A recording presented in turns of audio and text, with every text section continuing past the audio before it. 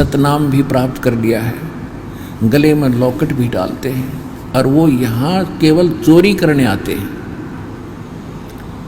अब इस तरह का कोई आदमी दुर्घटना में मरता है, आम आदमी तो यूं कहेगा कि रामपाल का चेला था, लॉकेट भी वही है, धागा भी वही है। वो रामपाल का चेला नहीं था, वो तो काल का चेला था। ऐसी दुर्घटना में वही व्यक्ति मारे जाएंगे, लेकिन भगवान का भक्त और सच्चे दिल से जो लग रहा है, उसके निकट भी मौत नहीं आ सकती उस मालिक के हुक्म बिना। और तो बात छोड़ो।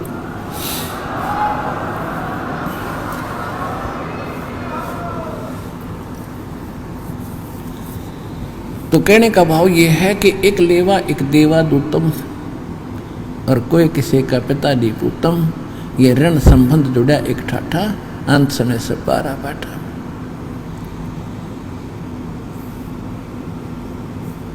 अब ये बहुत अच्छी लंबी कहानी वो ना सुनाऊंगा, इसको समाप्त करता हूँ कि ये प्रसंग जो चल रहा है।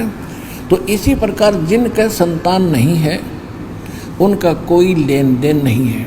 एक कथा सुनाते हैं, उसमें जल्दी निर्णय हो जाता है।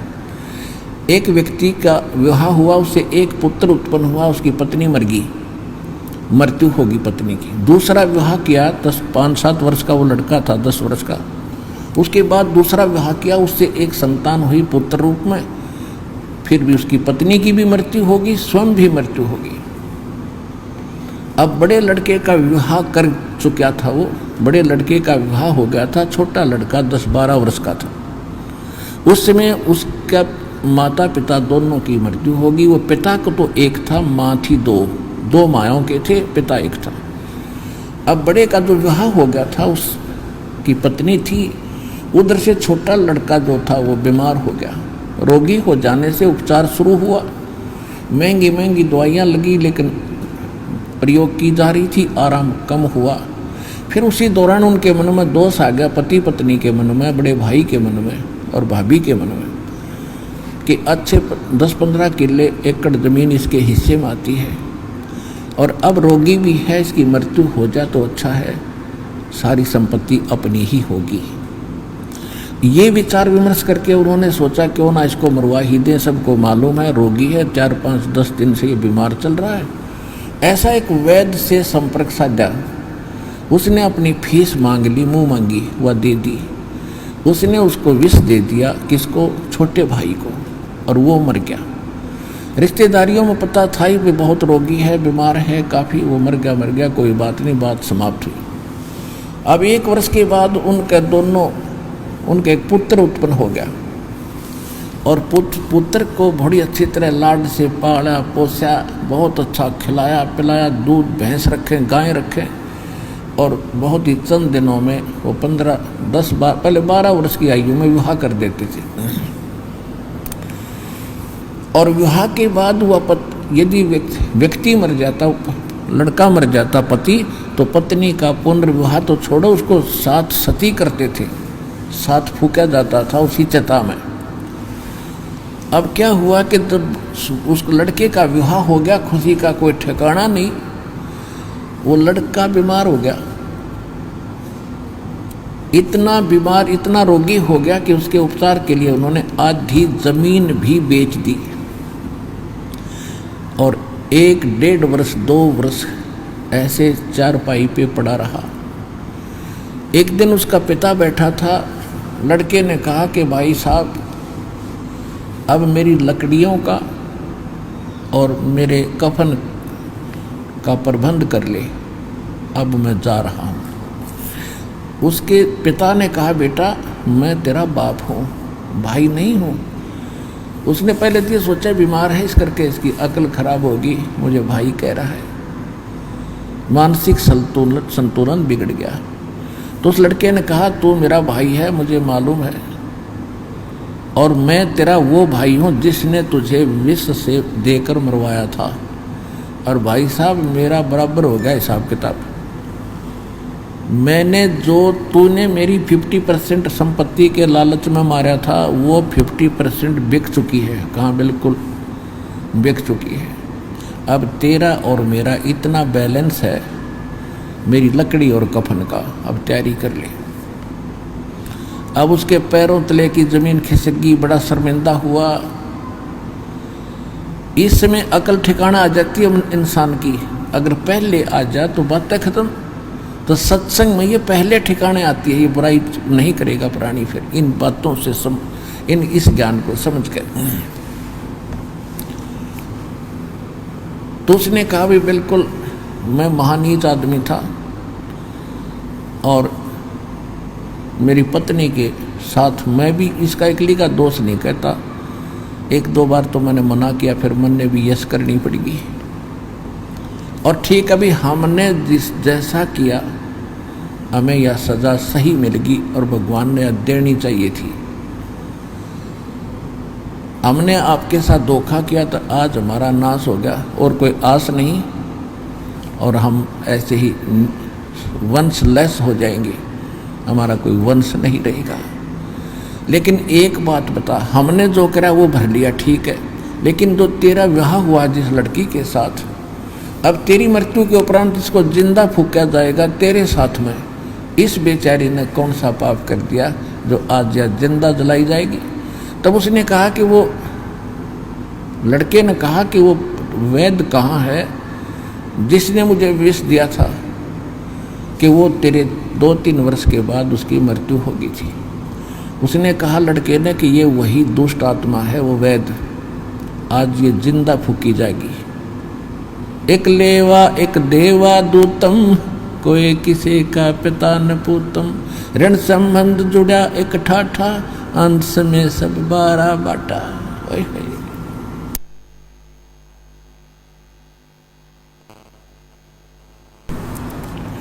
ये सत्य कथा है, 100% सत्य है, भगवान का विधान है। यह आपके कब समझ में आवेगी? क्योंकि इसीलिए ये पढ़ाई जा रही है अध्यात्म और सूक्ष्म वेद ज्ञान की। तो यहाँ बताया है कि जिनका संतान नहीं उनका कोई लेन देन शेष नहीं है। अब बगैर ज्ञान के वो एक मुकदमा और मोल लेते हैं, किसी के लड़के ने गोद लेंगे, अब बुढ़ापे में हमारी सेवा करेगा। अब देखो सेवा तो आपके संस्कार ने करनी और करवानी है। भक्ति कर रहे हो तो भगवान सेवा करेगा, तो किससे तो करवा, वो उसका काम है, आपका नहीं, उस पर छोड़ दो आप। अब क्या होगा, लड़का गोद ले लिया, फिर विवाह कर दिया, पुत्र वधू आ गई, उसकी पत्नी आ गई। अब घर ऐसा कोई नहीं, माता पिता से भी बच्चों का कई बार कवा सुनी हो जाती है, घर में झगड़ा हो जाता है। तो उस समय वो क्या सोचेंगे कि हे भगवान, आज मेरा अपना बेटा होता तो आज ये ऐसी बातें करते हैं। यह स्वाभाविक है, अपना होता वो भी इसे टिंडे दे हो। बिना ज्ञान बिना भक्ति का इंसान तो सारे पट्टेगा, कितना हो जाए। तो उसके मन में फिर ये दोष रहता है कि हे भगवान मेरे संतान हो जाती, हे परमात्मा, वो भी लास्ट में वह बीमारी फिर रहेगी नो की नो। बता, हे भगवान मेरे बच्चे ना पैदा हुए। और फिर बिना भक्ति बिना ज्ञान का इंसान वो मर जाती है, वह औरत, पत्नी, वह बेटी, बहन, माई।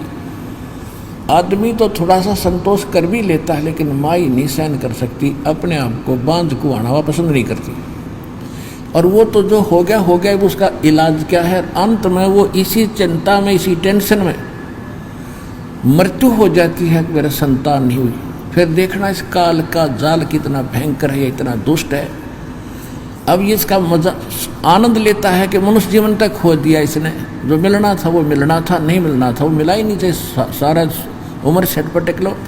और कबीर परमेश्वर की शरण में आने के बाद अगर आपकी ऐसी कोई समस्या है, संतान नहीं है, तो वो भी देगा, लेकिन वो अच्छी आत्मा देगा जो आपका लेन देन नहीं होगा उससे, वो अपने संस्कार बढ़िया लेकर आएगा, बेटा हो चाहे बेटी। ये तो अब वर्तमान के जो परमात्मा का विधान ये अलग है, लेकिन उसको पूरा करता है दास पहले कि वो मृत्यु के बाद वो माई, वो बहन जिस इस टेंशन में मर जाएगी, हाय मेरा संतान ना हुई, हाय मेरा संतान नहीं, अगले जन्म में काल उसको कुतिया बनाओगा, कुतिया, और एक सीजन में 8-8 पैदा करेगी। अगले तो पूरी कर ले अपनी सारी टेंशन, वह कसर काट ले पैदा करने की, और फिर अगले दिन में बनाओगा सूरी 12-12 कट्ठे पैदा करेगी। तो यह है भाई यहाँ का जाल, जब समझा जा तो ये काल का जाल है। इससे बचने के लिए इस ज्ञान को आधार बनाओ, परमात्मा की इस एक एक वचन को सत्य मानो कि जो आज जिसके संतान नहीं है वो एक नंबर का भगवान की दृष्टि में एक नंबर का आदमी है। वो दोनों आत्माएं यदि वो भक्ति करते हैं और भक्ति नहीं करते हैं तो फिर वह दुर्गति होगी जो अभी आपको बता दी। इतनी सी बात है।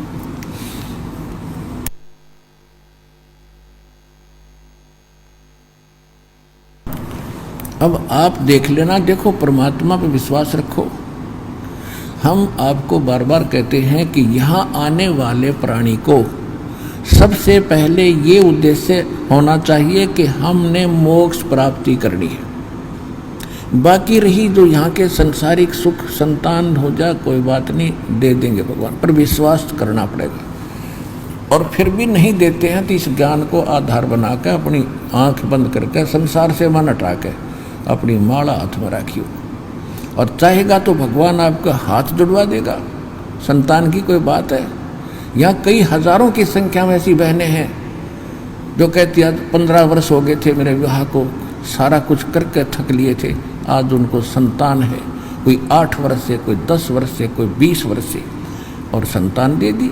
संतान को इसके घर में दूर नहीं है, लेकिन हम ज्ञान ना होने से एक का डिमांड रख लेते। उस देने के लिए भगवान आपको आपकी पूरी परीक्षा लेगा, पूरा धैर्य देखेगा कि जय ये डटी रही सच्चे दिल से मेरी इस ज्ञान पर लगी रही तो ऐसी संतान देगा, क्योंकि उसने मोक्ष उसका भी करवाना जो तेरे घर आपके घर में भेजेगा, वो अपनी विशेष आत्मा भेजेगा। और ऐसे डगमग व्यक्ति को वो संतान नहीं देगा, ये सोचेगी कि एक बालक होगा फिर देखूंगी, फिर देख लूँगी, वो पूजा पाठ करेगी, वो मालिक से छुपे नहीं, उसकी आगे की जो सोच है वो भी मालूम है। तो यहाँ दास ने देखा एक बहन, आपने इंटरव्यू भी दिया उसने पहले, उसको नाम लेने से पहले भी 10 वर्ष शादी को हो गए थे, 12-13 वर्ष, और नाम लेने के बाद भी 4 वर्ष के बाद उसको संतान दी। दाता ने उसकी दृढ़ता देख करके ईब अब तो नहीं, या कितने झाड़ फूक वाले दौड़ धक्के खाती है, या कोई किसी से छोरा उनके लड़के उनकी दवाई दुई तो नहीं खाती। जब उसने चारों तरफ से सरेंडर कर लिया, उसको इकट्ठी 2 बेटी दी 1.5 वर्ष पहले, और अभी 4-5 महीने पहले इकट्ठे 2 लड़के दे दिए वाले। बहन अब और मांग लिए, कितने मांगेगी, हाथ जुड़वा देगा तेरे। तो कहने का भाव ये है दास का कि इसके दरबार में कमी नहीं, और तुम ये ही मांगोगे तो इसका तो ढूल आ देगा। इसके तो अपने बच्चे भेजने हैं प्राइम टाइम में मोक्ष प्राप्ति के लिए, लेकिन उनको देगा जो पक्के हो जाएंगे। हे परमात्मा, आपके सिवा सपने में भी किसी की आस नहीं करेंगे हम, और फिर देखना आप सब कुछ देगा, ये सब कुछ यहाँ जो आपने चाहिएगा।